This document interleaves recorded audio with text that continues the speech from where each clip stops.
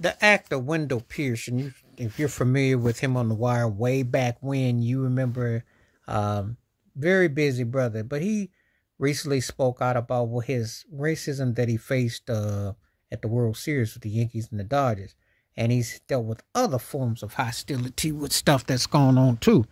But one of the things that he talked about recently was how with Bill Maher tried to ask him, well, why are black folks so violent? And he broke down the history. He talked about the Tuskegee syphilis. He talked about slavery. He come from Louisiana. He had a history for him. He unloaded on Bill Maher.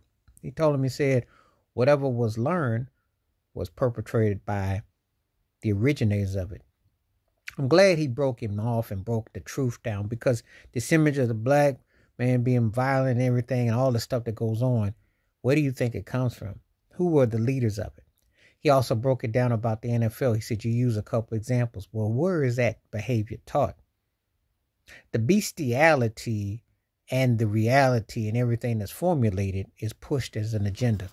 I also wanted to talk about Wendell Pierce because as the actor, because he has faced racism and discrimination in the housing in New York. He tried to apply for apartments in Harlem, despite having that he's working two jobs and his streams of income, they still found a way to deny him. He wanted to point that out. He put that on X. He wanted to be shown what the stuff he's dealt with. He's since gotten something, but this is the reality of that, what people don't understand. Even a working man actor who has a resume and is known as Wendell Pierce, still facing the segregation legalized. And he wanted to break it down. He told it all to Bill Maher about the history of this country, which was not 200 years ago, 300 years ago, 100 years ago. It was within the last 50, 60, 70. That's what a lot of people don't understand. You know, when you tell Medgar Evers' story, the bombing of the four church girls in 62 and Medgar Evers, 64 civil rights, the violence against down protection of Malcolm X and Dr. King, who is responsible for those? The things that go on, the infiltration, all that. Those things are done.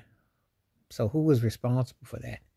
So quick, but don't want to acknowledge the history. So Bill Maher tries to be slick, but he got his behind handed to him by Wendell Pierce recently. And Wendell Pierce tells other stories about the realities of black hardship and the realities of what goes on and how the double standards that still exist in housing, institutionalized discrimination, which is allowed to be a base, which is allowed to be pushed and proceed.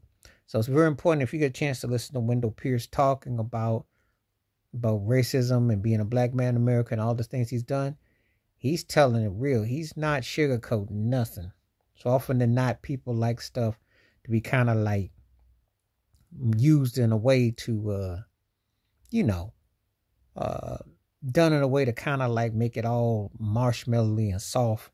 There's nothing marshmallowy and soft about when someone has a rights over you. And see, that's why black people cannot be racist in this country. I wish people would stop saying that, especially younger black folks, people who don't know.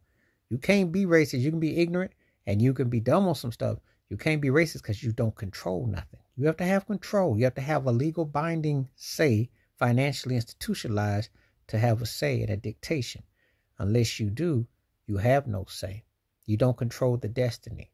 We know who the majority is and we know what the situation is. So Wendell Pierce broke that thing down real proper. And I wanted to take the time that I wanted to touch on the fact that he broke down Bill Maher about violence and why is it seen as black when it really shouldn't even be close to that. And also the housing discrimination he went through in New York and all the politics and all the head cases, things he went through. So wash your hands, keep your mind clear, watch out for nothing shit if you like, and hit that membership. Stay safe, stay blessed, stay real, stay woke, stay free. Speak your mind, seek out some knowledge, and listen to some folks that are giving you wisdom. I'm out.